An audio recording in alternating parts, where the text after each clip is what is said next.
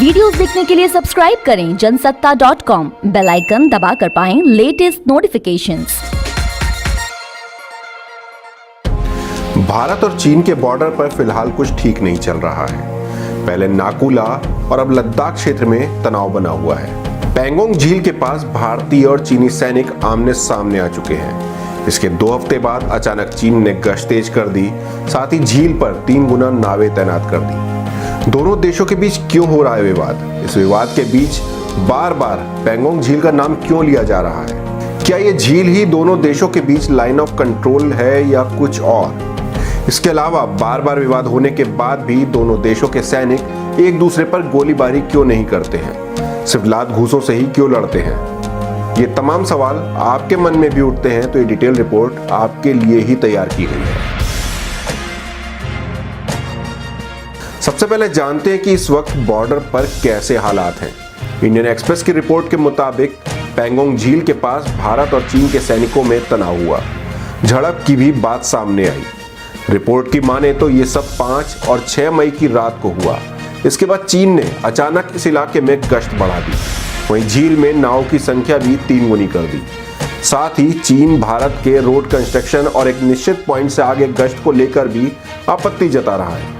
Indian express ने सूत्रों के हवाले से बताया कि पहले चीन गश्त के लिए 3 नावों का इस्तेमाल कर रहा था। भारत के पास भी इतनी ही नावें हैं, लेकिन अब चीन ने 9 नाव तैनात कर दी है। अब हम आपको बताते हैं कि पैंगोंग झील पर बार बार विवाद क्यों हो रहा है। लेकिन इस किस्से में आगे बढ़ने से पहले हम आपके सामने पैंगोंग झील की तस्वीर खींच देते हैं। आपने 3 इडियट्स तो देखी ही होगी।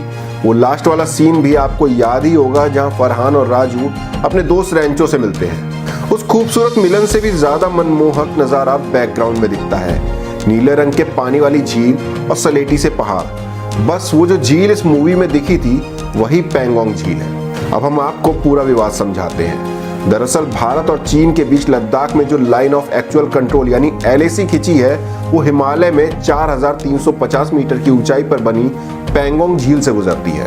ये झील करीब 135 किलोमीटर लंबी है। झील का पश्चिमी हिस्सा भारत के पास है जो करीब 45 किलोमीटर का है। बाकी के पूर्वी हिस्से यानी 90 किलोमीटर एरिया पर चीन का कंट्रोल है। पैंगोंग झील के उत्तरी किनारे पर कटे हुए पहाड़ हैं जिन्हें भारतीय सेना फिंगर्स कहती है। भारत का कहना है कि फिंगर 8 तक LAC खत्म होती है। फिंगर 4 तक भारत का कंट्रोल है। चीन के बॉर्डर पोस्ट फिंगर 8 पर है जबकि भारत के बॉर्डर पोस्ट फिंगर 3 पर है। उधर चीन का दावा है कि LAC फिंगर 2 से होकर गुजरती है। LAC से 20 किलोमीटर आगे झील के पूर्वी हिस्से को भारत अपना कहता है, लेकिन चीन उसे अक्साई चीन का हिस्सा बताता है। वैसे अक्साई चीन भी विवादित जगह है जिस पर चीन का कब्जा है। अक्साई चीन भारत के नक्शे में है और इसी नक्शे को लेकर भी भारत और चीन में कई बार कहासुनी हो चुकी है। सूत्रों के मुताबिक चीन ने कुछ दिन पहले जोर देकर कहा था कि भारत पेट्रोलिंग के लिए फिंगर 2 से आगे ना आए, जबकि भारत फिंगर 4 तक के इलाके को फिजिकली कंट्रोल करता है। इसके बाद 5 और 6 मई की रात फिंगर 5 के पास भारत और चीन के सैनिकों के बीच झड़प हो गई। इसी क्षेत्र में भारत व्हीकल ट्रैक बना रहा है जिस पर चीन को आपत्ति है। दरअसल दोनों देशों के बीच टकराव की बड़ी वजह बॉर्डर क्लियर न होना है। लद्दाख में मैदानी इलाका नहीं है। पहाड़, जंगल और पठार के कारण दोनों देशों में सीमा को लेकर अपनी अलग अलग समझ है। दोनों देशों के सैनिक अपने अपने क्षेत्र में गश्त करते रहते हैं। जब भी दोनों पक्ष एक ही वक्त में एक ही जगह पर पहुंचते हैं तो टकराव की नौबत आ जाती है। चीन के सैनिक अक्सर भारतीय इलाकों में पेंटिंग कर देते हैं कि इलाका उनका है। वहीं चीन भी भारत पर इसी तरह के आरोप लगाता रहता है। हालांकि इस मसले पर विदेश मंत्रालय का बयान आया है। उनका कहना है कि बॉर्डर पर भारतीय सेना की ओर से की गई कार्रवाई की खबरें गलत हैं। हम अपनी जिम्मेदारी के प्रति पूरी तरह जवाबदेह हैं। हकीकत में नियमित पेट्रोलिंग के दौरान चीन के सैनिकों ने बाधा डाली है।